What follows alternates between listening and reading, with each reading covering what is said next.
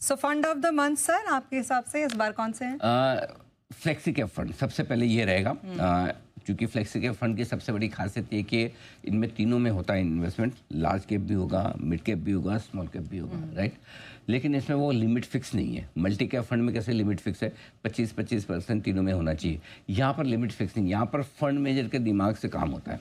अगर उसको लगता है कि मुझे लार्ज कैप में एक्सपोजर बढ़ाना है, मार्केट अच्छा आ गया, लार्ज कैप करके स्मॉल कैप मिड कैप में बढ़ाना है, तो उसको वो चॉइस है, उसके पास ऑप्शन है और वो अपनी मर्जी से घटा बढ़ा सकता है। इक्विटी में मिनिमम 65% तो उनको रखना ही रखना है।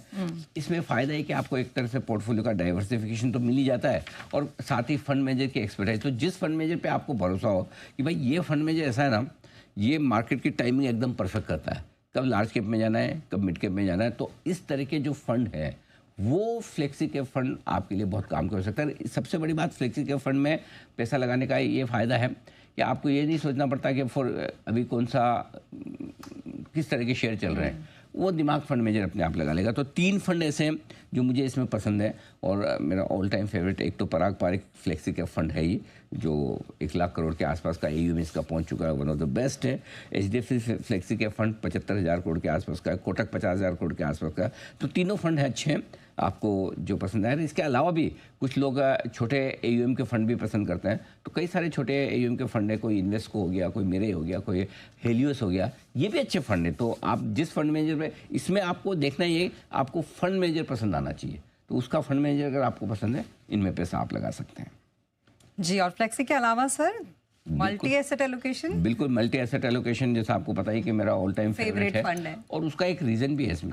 उसमें क्या होता है कि कई बार है ना, हमें पता ही नहीं होता हमें कौन सी चीज़ कितनी खरीदनी, ठीक है। आमतौर पर क्या है, आपको ऐसे लोग मिलेंगे वो कहेंगे कि मैं 100% पैसा, मेरा तो सारा इक्विटी में, और कुछ ये बोले मैं तो हाथ ही नहीं लगाता शेयर को, जुआ है, सट्टा है, मुझे तो लगाना ही नहीं। तो दोनों तरह के लोग मिलेंगे आपको, जो सारा उधर ही डाल रहे हैं और कुछ ऐसे मिलेंगे जो बिल्कुल नहीं डालते हैं, और जो डाल रहे हैं वो सारी की सारी ट्रेडिंग कर रहे हैं। दोनों तरह के गलत है।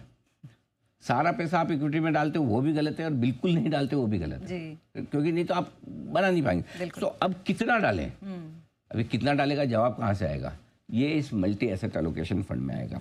इसमें क्या है, मिनिमम 3 एसेट क्लास में पैसा लगाते हैं। तो 3 एसेट क्लास में क्या हो गया, एक तो इक्विटी हो गई, दूसरा आपका फिक्स इनकम हो गया, और तीसरा गोल्ड हो गया, ठीक है। तो अब आपको कहीं भी किसी में भी तेजी बने फायदा हो जाता है, अगर मंदी भी हो तो कोई कोई आपको बचा लेता है। पीछे गोल्ड में इतनी तेजी, एग्जैक्टली, इक्विटी मार्केट घटा तो गोल्ड बढ़ गया, तो आपके रिटर्न थोड़े बेहतर हो जाते हैं। डेट में तेजी बन रही है तो डेट आपको सपोर्ट दे देगा।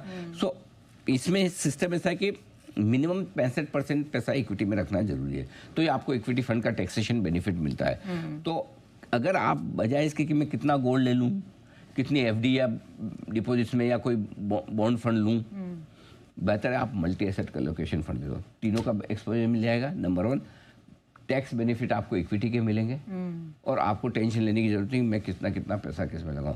सो अगर सिर्फ इक्विटी में लगाना है, फ्लेक्सी कैप फंड है। अगर आपको सारी एसेट क्लास में लगाना है तो मल्टी एसेट एलोकेशन फंड, और इसमें कुछ फंड जो अच्छे हैं जो आप कंसिडर कर सकते हैं। ICICI Pru multi asset allocation fund, SBI multi asset और UTI मल्टी एसेट। अब मैं कुछ फंड आपको दे रहा हूँ, इसका मतलब नहीं कि बाकी फंड अच्छे नहीं है ये मत समझिएगा। फंड मोर और लेस बहुत ज़्यादा फर्क नहीं है किसी भी एक फंड, वो फंड में की स्ट्रेटेजी की वजह से थोड़े रिटर्न कम ज़्यादा हो जाते हैं। सो फंड ज़्यादातर अच्छे हैं, आप अपना थोड़ा सा स्टडी कर लें। सिर्फ एक वजह से कोई भी फंड में पैसा ना लगाएं कि पिछले 1 साल में इसने बहुत कमाई करके दी है तो ये आगे। कई बार ऐसा होता है जो पिछले 1 या 2 साल में ज़्यादा कमाई करने वाले फंड है वो अगले 1-2 साल में थोड़े ठंडे हो जाते हैं। तो आप ये देख के लगाएं, बट अदरवाइज ये कुछ फंड है जो आप कंसिडर कर सकते हैं।